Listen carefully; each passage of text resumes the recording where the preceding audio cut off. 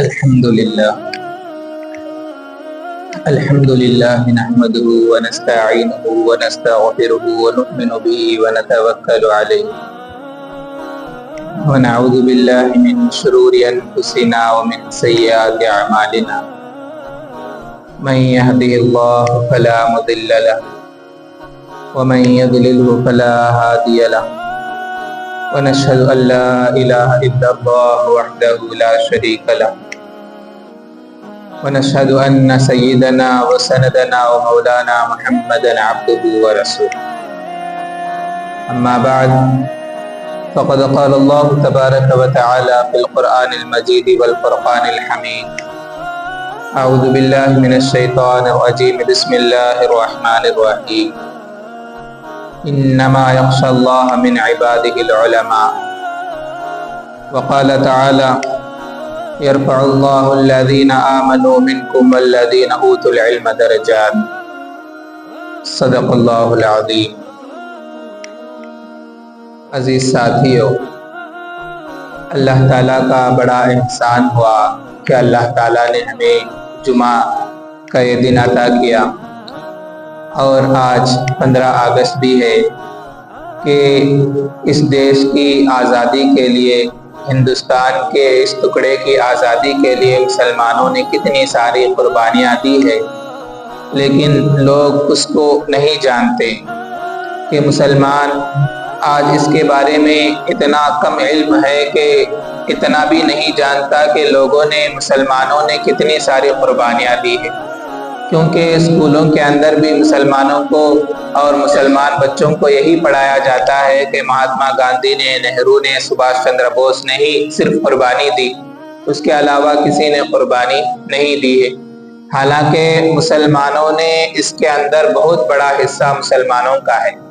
اگر مسلمان نہ ہوتے ہندوستان کے اندر تو ہندوستان کو کبھی بھی آزادی ملنا میسر نہیں ہوتا، کیونکہ اتنی قربانی مسلمانوں نے دی ہے۔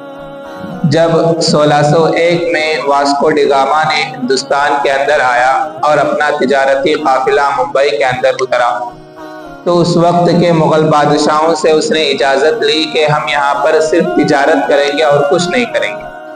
تو وہاں کے جب بادشاہ تھے تو ان لوگوں نے بھی یہی سوچا، چلو بھائی تجارت کریں گے تو ان کا بھی کچھ فائدہ ہو جائے گا اور ہمارا بھی کچھ فائدہ ہو جائے گا، اور ہمارے پاس بھی کچھ نئی نئی چیزیں آ جائیں گی اور ان کا بھی کچھ فائدہ حاصل ہو جائے گا۔ اس لیے اس وقت کے بادشاہوں نے ان کو اجازت دی۔ تو پورے 100 سال یعنی 1601 سے لے کر 1701 تک ان لوگوں نے بہت ہی تجارت پھیلا دی تھی، اپنی تجارت کو دور دور تک پھیلا کر ان لوگوں نے رکھ دی تھی، اپنے تجارت کے پنجے ان لوگوں نے گاڑ دیے تھے۔ اتنا ان لوگوں نے اپنا کاروبار کو ترقی دیا، اپنے بزنس کو اتنا پھیلایا، تو اتنا زیادہ ان لوگوں نے تجارت کر لی تھی، اور تجارت کرتے کرتے ان لوگوں نے لوگوں کے مزاجوں کو، لوگوں کے حالات کو سمجھنا شروع کر دیا۔ کیا ہے، ان لوگوں کو کیا دے کر ہم اپنے طرف کر سکتے ہیں، ان لوگوں کو کس کی ضرورت ہے، ان لوگوں کا مزاج کیسا ہے، ان لوگوں کو کیسا بات کریں گے تو یہ پٹ جائیں گے، کیسا بات کریں گے تو ہماری بات مان لیں گے، ہمارے راستے پر آ جائیں گے۔ اس طرح ان لوگوں نے ان 100 سالوں میں بہت زیادہ اپنے پنجے تجارت کے اندر گاڑ لیے تھے، اور مسلمانوں کے حالات سے، لوگوں کے یعنی ہندوستان کے جتنے بھی لوگ اس زمانے کے تھے، ان تمام لوگوں سے وہ لوگ اچھی طرح واقف بھی ہو گئے تھے۔ تو جب جو بزنس بڑھتا گیا تو وہ لوگ اپنی تجارت کے عہدے کی وجہ سے حکومت کے اندر بھی اپنی حکومتی چلانے لگ گئے تھے، یہاں تک کہ 1740 جب آ گیا تو ہندوستان کے 4 صوبوں پر ان کے گورنر بھی متعین ہو گئے تھے، یعنی جیسے صوبہ کہتے ہیں اسٹیٹ کو، آندھرا ایک اسٹیٹ ہے، تلنگانہ ایک اسٹیٹ ہے، مہاراشٹر ایک اسٹیٹ ہے، کرناٹک ایک اسٹیٹ ہے، اس طرح بڑے بڑے اسٹیٹوں کے اندر ان کے گورنر بھی متعین ہو گئے تھے 1740 آتے تک۔ تو یہ 150 سال میں اتنی انہوں نے ترقی کی کہ ان کے حکومت کے اندر بھی ان کے لوگ آ کر بسنے لگے، ان کے لوگ آ کر جمع ہونے لگے، اتنی ان لوگوں نے کی تھی۔ تو ایک طرف یہ چل رہا تھا تو ان لوگ اپنی حکومت کی طرف توجہ دے رہے تھے، تو دوسری طرف نظام قانون اللہ تعالیٰ دوسری طرف ایک اور جگہ چلا رہا تھا۔ اس کی شکل کیا تھی کہ اللہ تعالیٰ نے 1702 کے اندر ایک بہت بڑے اللہ والے شاہ عبد الرحیم کے یہاں ایک بیٹے کو پیدائش ہو گئی، جن کا انہوں نے نام رکھا ولی اللہ۔ تو شاہ ولی اللہ وہاں پر پیدا ہوئے 1702 میں۔ تو وہ 1702 کے اندر پیدا ہوئے اور جو بھی کتابیں اپنے لوگوں سے پڑھنی تھی وہ تمام کتابیں ان لوگوں نے پڑھی۔ شاہ ولی اللہ رحمۃ اللہ علیہ نے وہ کتابیں پڑھی۔ اس کے بعد وہاں سے عرب گئے اور مدینے کے اندر علم حدیث حاصل کیا اور علم فقہ اور علم جو بھی ضرورتی دین کے بارے میں جو بھی جتنے بھی علوم تھے ان تمام علوم کو انہوں نے حاصل کیا تھا۔ حاصل کرنے کے بعد پھر جب ہندوستان آئے تو جب دیکھا کہ یہاں پر انگریزوں کی حکومت چل رہی تھی، تو اس وقت اور شاہ ولی اللہ رحمۃ اللہ علیہ نے سب سے پہلے علم حدیث کا جو بھی علم تھا ہندوستان کے اندر لانے والے شاہ ولی اللہ محدث دہلوی رحمۃ اللہ علیہ۔ چاہے دنیا کے اندر جتنے بھی فرقے ہوں، ہر ایک کو شاہ ولی اللہ محدث دہلوی رحمۃ اللہ علیہ کی بات کو ماننا ہی پڑے گا، کیونکہ علم حدیث کو وہی ہندوستان کے اندر لائے تھے۔ تو لانے کے بعد یہاں پر انہوں نے اپنا جو بھی دین کا خدمت کرنا تھا کر رہے تھے، اور اس سے پہلے قرآن عربی کے اندر سمجھنے کی کوشش کی جاتی تھی، تو شاہ ولی اللہ محدث دہلوی رحمۃ اللہ علیہ نے اس کا فارسی میں ترجمہ کیا۔ اور اس کے بعد اللہ تعالیٰ نے ان کو 4 بیٹوں سے بھی نوازا تھا، شاہ عبد العزیز رحمۃ اللہ علیہ، شاہ عبد القادر رحمۃ اللہ علیہ، شاہ عبد الغنی رحمۃ اللہ علیہ، شاہ رفیع الدین رحمۃ اللہ علیہ۔ ان لوگوں کے یہ بھی بہت بڑے اللہ والے بھی تھے۔ تو شاہ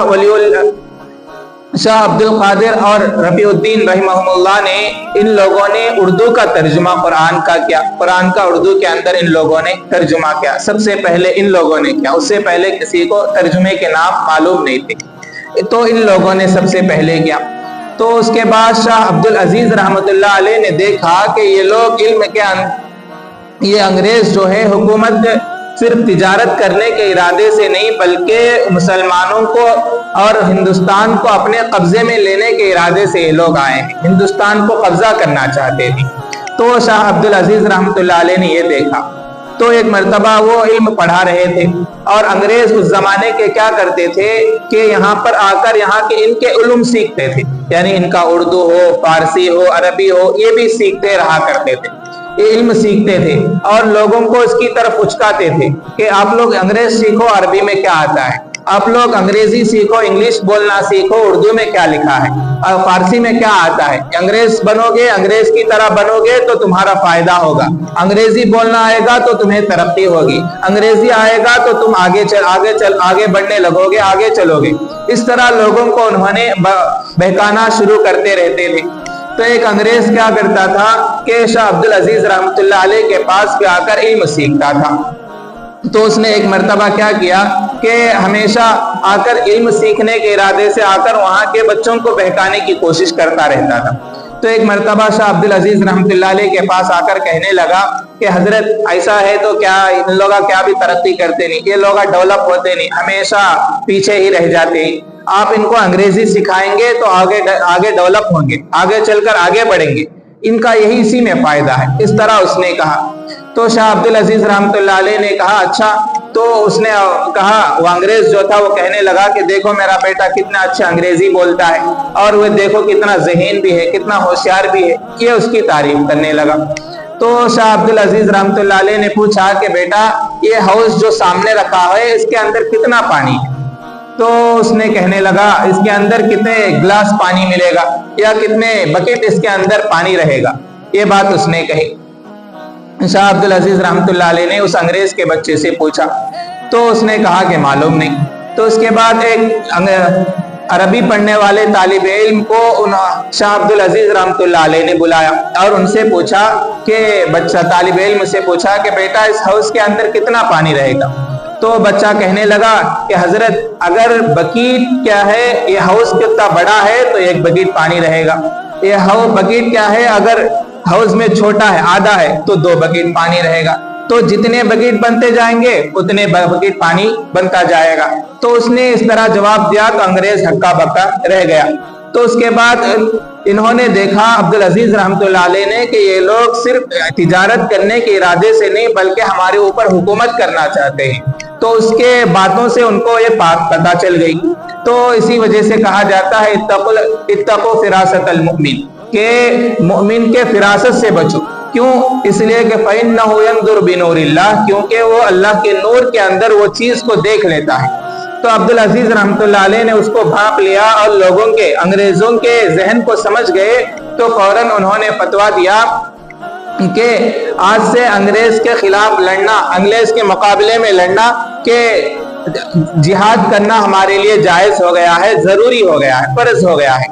اور یہ 1772 کے اندر انہوں نے یہ فتویٰ دیا تھا. اسی فتوے کے نتیجے میں کہ بہت سارے جنگ آزادی کے متعلق بہت ساری تحریکات سامنے آئی. تحریک ریشمی رومال، تحریک آزادی، تحریک بالاکوٹ، تحریک موالات، اس طرح بہت سارے جنگیں ہوئی تھی. اسی کی وجہ سے سب سے پہلے 1772 کے اندر اسی فتوے کے نتیجے میں سری رنگا پٹم کے اندر ٹیپو سلطان رحمت اللہ علیہ نے انگریز کے خلاف لڑائی لڑی. انگریز کے خلاف حیدر علی کے بیٹے ٹیپو سلطان رحمت اللہ علیہ نے انگریز کا مقابلہ کیا اور ان سے 4 جنگیں انہوں نے لڑی. پہلا جنگ بھی کامیاب ہوئے، دوسرا اور تیسرا بھی کامیاب ہوئے، چوتھی جنگ بھی کامیاب ہو سکتے تھے، لیکن ان کے اندر ایک غدار تھا میر صادق. اس نے ان کو کیا کیا؟ دھوکہ دے دیا، کہ اس وقت عین لڑائی کے وقت ان کو دھوکہ دیا. کیسے دھوکہ دیا؟ اس طرح دھوکہ دیا کہ اب انگریز ادھر دروازے پر کھڑا ہے لڑنے کے لیے. تو اس وقت یہ میر صادق کیا تھا؟ اس وقت کا وہ کیشیئر تھا، یعنی لوگوں کے تنخواہیں دینے کی ذمہ داری اس کے اوپر تھی. تو کہنے لگا کہ جتنے بھی فوج ہیں آ کر اپنی تنخواہ لے لو، ورنہ جنگ کے بعد تمہیں تنخواہ نہیں دی جائے گی. تو تمام لوگ وہ تنخواہ لینے کے لیے چلے گئے. ادھر انگریز نے حملہ کر دیا تو ادھر ٹیپو سلطان رحمت اللہ علیہ کو ناکامیابی حاصل ہوئی، شکست ہوئی، یعنی اس طرح وہ ہار گئے تھے. تو اس طرح ان کو 1772 کے اندر 92 میں سری رنگا پٹن کے اندر ان کا انتقال ہو گیا تھا. تو یہ تحریک آئی تو سمجھ گئے، انگریز سمجھ گئے چلو بھائی اب تو مسلمانوں کا قبضہ، اب تو انگریز کا ہی قبضہ ہے، مسلمان ختم ہو گئے. تو ادھر یہ ہوئی. تو دوسری طرف پلاسی کے اندر دوسرا جنگ شروع ہو گئی تھی، جو نواب سراج الدولہ نے اس کو شروع کیا تھا، جس میں انہوں نے بھی انگریز کے خلاف لڑائی لڑی. اس کے اندر بھی ایک غدار تھا میر جعفر. تو اس نے بھی اس کو کچھ پیسوں کے عوض یا کچھ دینے کے ارادے سے انگریزوں نے اس کو بہکا دیا. تو اس نے کیا کیا؟ پورے پلاننگ جو تھی ان کو بتا دیا، یعنی انگریز کے خلاف یہ مسلمان کس طرح لڑنا چاہتے ہیں، پورا پلاننگ میر جعفر نے ان کو بتا دیا تھا. اس کی وجہ سے 22 گھنٹوں کے اندر ہی مسلمان ہار گئے تھے. تو یہاں پر ایک غدار نکلا تھا. تو یہ اب دیکھا کہ انگریز نے دیکھا کہ بار بار اٹھ رہے ہیں، انگریز کے خلاف بار بار تحریکیں ہو رہی ہیں، کبھی ٹیپو سری رنگا پٹن کی جنگ شروع ہو گئی، کبھی پلاسی کی جنگ شروع ہو گئی، تو ہمیں کیا کرنی چاہیے. تو اس وقت ایک رنجیت سنگھ ایک گورنر تھا جو ظالم تھا، وہ اس کو ہندوستان کے اوپر مسلط کر دیا اور اس کو لوگوں پر رکھ دیا. تو اس نے مسلمانوں کو ہر طرح کی کوشش کی ختم کرنے کی، کتنے ہی سارے مسلمانوں کو مار دیا اور مسلمانوں کے عورتوں کو بے آبرو کر دیا اور ان کے مالوں کو چھین لیا گیا اور ان کے مالوں پر قبضہ کر لیا. اس طرح مسلمانوں کو بہت زیادہ تکلیف اس نے دی، جتنا وہ دے سکتا تھا اتنا زیادہ اس نے تکلیف دی تھی. اس کے بعد اسی طرح چل رہا تھا تو 1857 یعنی 1850 کے اندر کچھ علماء بیٹھ کر مشورہ کرنے لگے، جس کے اندر قاسم نانوتوی رحمت اللہ علیہ، جعفر تھانیسری رحمت اللہ علیہ، اور اسی طرح امداد اللہ مہاجر مکی، حسین احمد مدنی، تو اس طرح کے محمود الحسن رحمت اللہ علیہ، اس طرح بڑے بڑے علماء اس وقت موجود تھے. تو ان لوگوں نے مشورہ کیا کہ ہمیں انگریز کے خلاف کیا کرنی چاہیے، ان لوگوں کے ظلم و ستم زیادہ ہو رہے ہیں، مسلمانوں پر ان کا ظلم بہت زیادہ ہو رہا ہے. تو ان لوگ آپس میں مشورہ کر رہے تھے. تو ان لوگ یعنی خاموش رہنے کا ارادہ کرنے لگے. تو قاسم نانوتوی رحمت اللہ علیہ نے ان کو ایک شاندار خطبہ دیا. اس کے اندر فرمایا کہ لوگوں کہ دیکھو کیا ہم 1313 جنگ بدر کے مسلمانوں سے بھی کم ہیں، کہ جنگ بدر میں تو 1313 تھے، تو آج تو ہم اس سے زیادہ ہیں، تو ہم آرام سے کامیابی حاصل کر سکتے ہیں، ان سے کم تو نہیں ہے، ہماری مدد اللہ تعالیٰ ضرور فرمائے گا. اس طرح قاسم نانوتوی رحمت اللہ علیہ نے ایک شاندار خطبہ دیا. تو تب مسلمانوں نے ایک پلاننگ بنا کر بہت سارے مسلمان تیار ہو گئے تھے. اس سے پہلے रंजीत सिंह की जब जुल्म सितम ज्यादा होने लगी तो उससे पहले सैयद अहमद शहीद रहमतुल्लाह अलैह और शाह इस्माइल शहीद रहमतुल्लाह अलैह ये दोनों ने भी मुकाबला किया था। और इन दोनों का मुकाबला ये हुआ कि शाह सैयद अहमद शहीद रहमतुल्लाह अलैह और शाह इस्माइल शहीद रहमतुल्लाह अलैह लड़ते हुए पेशावर से निकले थे। पेशावर पर कब्जा हो गया। पेशावर जो आज पाकिस्तान के अंदर मौजूद है, तो उस पर उन लोगों ने कब्जा कर लिया, मुसलमानों के कब्जे में आ गई। तो उस वहां से लड़ते हुए आ रहे थे, यहाँ तक के बालाकोट जो हिंदुस्तान के अंदर है, वहां से लड़ते हुए यहाँ तक कब्जा कर लिया। तो वहां पर रंजीत सिंह ने क्या किया, तो शाह इस्माइल शहीद अहमद शहीद रहमतुल्लाह अलैह को खत लिखा कि देखो यहाँ से बालाकोट से आगे तुम हुकूमत कर लो, इधर की हुकूमत मैं कर लूंगा, आधा तुम कर लो, आधा मैं संभाल लूंगा। इस तरह उसने खत लिखा। तो सैयद अहमद शहीद रहमतुल्लाह अलैह ने कहा, मुझे जमीन की परवाह नहीं है, मुझे अपनी दीन की हिफाजत की जरूरत है, मुझे जमीन की कोई जरूरत नहीं है। इस तरह उसका जवाब उन्होंने दे दिया। तो इसने क्या किया, अब ये लोग आगे बढ़ने के लिए तैयारी कर रहे थे। तो रंजीत सिंह ने वहां के गांव वालों से कुछ पैसे वगैरह की लालच देकर मालूमात हासिल की, वो लोग किस तरह उड़ते हैं, कब उड़ते हैं, क्या करते हैं, उनके हालात क्या हैं, सब चीजें मालूम की। तो सैयद अहमद शहीद रहमतुल्लाह अलैह को तहज्जुद के वक्त उन लोगों ने मार दिया था 1972 के 1971 में। तो इस तरह उस वक्त सैयद अहमद शहीद रहमतुल्लाह अलैह को उन लोगों ने मार दिया तहज्जुद के वक्त। उसके बाद थोड़े दिन हुए, थोड़े दिन के बाद सैयद इस्माइल शहीद रहमतुल्लाह अलैह ने 900 लोग और 10,000 मुरीदीन को लेकर आगे बढ़े और आगे बढ़कर उनका भी मुकाबला किया अंग्रेज के साथ। अंग्रेज से मुकाबला किया तो उस वक्त भी मुसलमानों को नाकामयाबी हासिल हुई, शिकस्त खाना पड़ गया था, फतह हासिल नहीं हुई। लेकिन इसके अंदर किताबों के अंदर एक वाक़या लिखा है कि शाह इस्माइल शहीद रहमतुल्लाह अलैह जब अंग्रेज के खिलाफ लड़ रहे थे तो उस वक्त एक अंग्रेज ने हमारे नबी सल्लल्लाहु अलैहि वसल्लम की शान में गुस्ताखी की थी। तो उन्होंने कसम खाई कि अगर मैं कसम खाता हूं कि जब तक तेरा सर ना उतारूं मैं नहीं मरूंगा। ये कहकर उन्होंने आगे बढ़ने की कोशिश की, उसको मारने की कोशिश की अंग्रेज को। तो इधर से किसी ने उनके सर पर तलवार मार दी तो वो स्पीड में थे, सर से धड़ से सर तो अलग हो गया था, लेकिन वो स्पीड में बॉडी चल रहा था, जाकर वो अंग्रेज के पीछे पीछे भागे और पीछे से उसके सीने में छुरा घोंप दिया था, उसको मार दिया था। तो यहाँ पर उलमा लिखते हैं कि जब कोई भी अल्लाह का बंदा जब कसम खा लेता है तो अल्लाह ताला किसी भी तरह उस कसम को जरूर पूरा फरमाते हैं। तो इस तरह शाह इस्माइल शहीद रहमतुल्लाह अलैह की भी शहादत हो गई। फिर 1857 के अंदर क्या हुआ, तो इन लोगों ने मशवरा किया, उलमा ने मशवरा करने के बाद एक टीम तैयार की, एक कोच को तैयार किया। कोच को तैयार करने के बाद उसके 2 ग्रुप बनाए। उसके 2 ग्रुप बनाने के बाद उसमें से दो ग्रुप बनाए। 2 ग्रुप में एक ग्रुप में थे शामिली की तरफ थी, जिसके अंदर शामिली की तरफ थी तो उसके अंदर जाफर थानेश्वरी रहमतुल्लाह अलैह थे। दूसरी तरफ दूसरे हजरत थे जिसके अंदर थे इमदादुल्लाह मुहाजिर मक्की। शामिली की तरफ इमदादुल्लाह मुहाजिर मक्की थे और दूसरी थी अंबाला की तरफ, और जिसके अंदर जाफर थानेश्वरी रहमतुल्लाह अलैह इसके अंदर कमांडर थे। यानी 2 ग्रुप बनाए गए, एक ग्रुप में इमदादुल्लाह मुहाजिर मक्की थे, दूसरे तरफ जाफर थानेश्वरी थे। एक ग्रुप अंबाला की तरफ गई, दूसरी ग्रुप शामिली की तरफ गई। इसके अंदर भी मुसलमानों को बहुत बड़ी नुकसान उठाना पड़ा, यानी दोनों ग्रुप हार गए थे। तो इस तरह जब दोनों ग्रुप हार गए तो लोगों ने सोचा कि ये कैसे लोग हैं कि बार बार हम इन लोगों को इतने मर्तबा शिकस्त दिए हैं।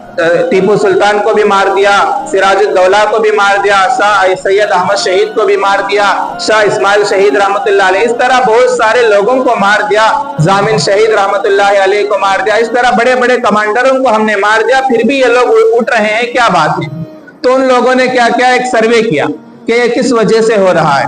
तो उन लोगों को मालूम हुआ कि ये सर्वे के अंदर उन लोगों को मालूम हुआ कि ये वजह ये है कि इन लोगों के पास एक कुरान है, ये कुरान की बरकत, ये कुरान की वजह से ये लोग उठ रहे हैं। दूसरा, इन लोगों के अंदर उलमा मौजूद है जो इन लोगों को समझा रहे हैं और लोगों को उभार रहे हैं जिहाद के लिए।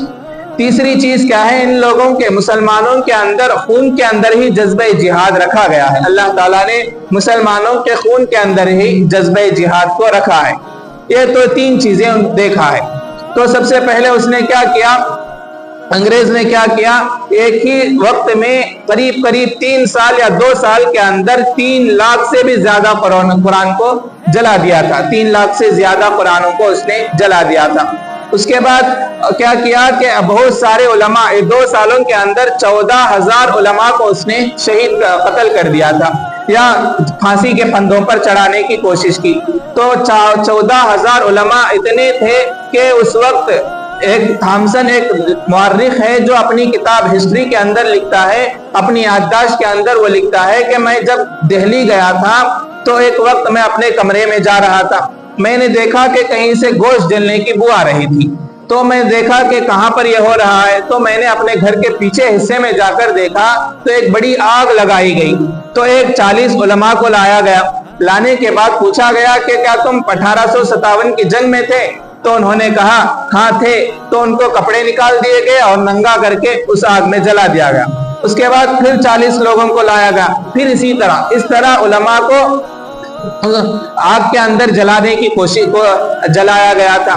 اس کے بعد وہی تھامسن لکھتا ہے کہ میں نے دیکھا جرنیلی سڑک جو ہے، میں نے دیکھا جرنیلی سڑک کے کوئی بھی بڑا درخت ایسا چھوٹا نہیں تھا کہ ہر درخت کے اوپر علماء کی لاش لٹک رہی تھی۔ اتنی ساری قربانیاں مسلمانوں نے اور علماء نے دی تھی۔ اس طرح دوسری چیز علماء کو ختم کرنے کی ان لوگوں نے کوشش کی تھی۔ اس کے بعد تیسری کوشش یہ کی کہ اس کے اندر سے جذبہ جہاد کو ختم کریں، اس لیے ان لوگوں نے کیا کیا، 10,000 مدرسوں کو ختم کر دیا گیا۔ اس کے اندر ایک مدرسہ شاہ ولی اللہ رحمۃ اللہ علیہ کا بھی ایک مدرسہ تھا، اس کو بھی ان لوگوں نے اس کے اوپر بھی بلڈوزر چڑھا دیا تھا۔ اس طرح ہزاروں مدارس کو ختم کیا گیا، ہزاروں علماء کو مار دیا گیا، لاکھوں قرآنوں کو جلا دیا گیا تاکہ ان کے اندر ایمان باقی نہ رہے۔ اتنی ساری قربانیاں مسلمانوں نے دی تھی، لیکن آج کسے پوچھیں تو کسی کو معلوم نہیں، کسی کو معلوم ہسٹری پوچھیں تو کہیں گے کون بھائی لے فریڈم لے کر آئے، تو یہی کہتے ہیں فریڈم فائٹر گاندھی تھا اور ساتھ نہرو، یہ اور نہیں تو سبھاش چندر بوس، اور زیادہ کارنامہ بولے تو ابوالکلام تک جاتے ہیں۔ تو اس طرح مسلمانوں کے ہسٹری کو اس طرح مٹایا گیا کہ آج کے نوجوان بچوں کو مسلمانوں نے اس ہندوستان کے خاطر کتنی ساری قربانیاں دی ہیں معلوم ہی نہیں ہے، اور اسی وجہ سے معلوم نہ ہونے کی وجہ سے کیا کرتے ہیں، دوسرے مذہب کے لوگ مسلمانوں کو دبانے کی کوشش کرتے ہیں، اور اس میں مسلمان بھی یہی سمجھتا ہے کہ چلو بھائی انہوں نے فریڈم لائے سو، انہوں نے آزادی لائے سو، اس واسطے ہمیں ذرا دب پوچھ رہیں گے انہوں کے پاس۔ حالانکہ ہم نے اتنی ساری قربانیاں دی ہیں، اتنی ساری ہم نے کوشش کی ہے، اتنا زیادہ خون ہم نے بہایا ہے، اور آخر میں گاندھی کو لانے والے بھی مسلمان علماء ہی تھے، اور گاندھی تو ساؤتھ افریقہ کے پاس تھا، ساؤتھ افریقہ میں تھا، تو وہاں سے مسلمانوں نے ہی یہاں پر لے کر آئے تھے، اور ان کو مہاتما کا لیبل بھی حسین احمد مدنی رحمۃ اللہ علیہ نے ان کو دیا تھا۔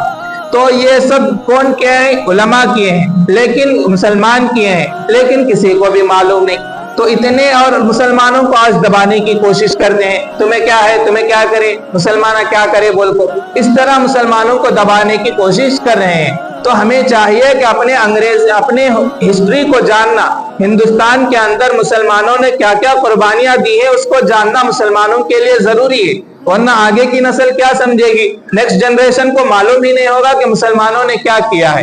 اس لیے مسلمانوں کو، بچوں کو چاہیے کہ اپنے تعلیمی معیار کو سمجھے، اور اپنے مسلمانوں نے، اپنے اہلوں نے، اپنے سلف نے ہندوستان کے اندر کیا کیا قربانیاں دی ہیں اس کو معلوم کرنے کی سخت ضرورت ہے۔ آج لوگ کیا کرتے ہیں، جھنڈا اڑائے تو بھی جھنڈا اڑانا تو ہمارا کام نہیں، وہ انگلش والے کا کام سمجھتے ہیں، وہ صرف اسکولوں کے اندر ہی ہونی چاہیے، کہیں بھی نہیں ہونی چاہیے، ایسا لوگ سمجھتے ہیں۔ حالانکہ ہم نے اتنی ساری قربانیاں دے کر ہم نے آزادی حاصل کی ہے، تو ہمیں حق ضروری ہے کہ اپنے اسلاف کو یاد کیا جائے، اپنے اسلاف کے خون کو ہمیں یاد کرنی چاہیے۔ اگر وہ لوگ بھی یہی سمجھتے، جان دے کم کیسا تو بھی جان دے، ان لوگ آج پھاڑ میں جاتے، آج بعد انہوں دیکھ لیتے، اگر وہ لوگ بھی یہی سوچ کر رہتے تو ہم لوگ نہ جانے کس کی غلامی کرتے رہتے۔ اس طرح ہم فریڈم نہیں حاصل ہوتی، اس طرح ہم فری سے نہیں پھر سکتے تھے، اس طرح ہم خوشی سے جمعہ کی نماز، عید کی نماز خوشی سے نہیں رہ سکتے تھے، ہمارے کے اندر ہم دوسروں کے قبضے حاصل ہو جاتے تھے۔ لیکن ان لوگوں نے اس طرح نہیں سوچا کہ ہمارے آئندہ کی نسل صحیح رہنی ہے، آئندہ کی نسل صحیح سلامت رہنی ہے، تو اس طرح ان لوگوں نے سوچ کر قدم آگے بڑھایا تو اتنے سارے قربانیاں دے کر آزادی حاصل کی۔ اگر وہ لوگ بھی ہماری طرح اس طرح بزدلی دکھاتے تو ہماری نسل آج خوشی نہیں رہتی بلکہ بہت زیادہ نقصان کے اندر ملوث ہو کر رہتی تھی۔ اللہ تعالیٰ کہنے سننے سے زیادہ عمل کرنے کی توفیق عطا فرمائے۔ وما علیہ الا البلاغ۔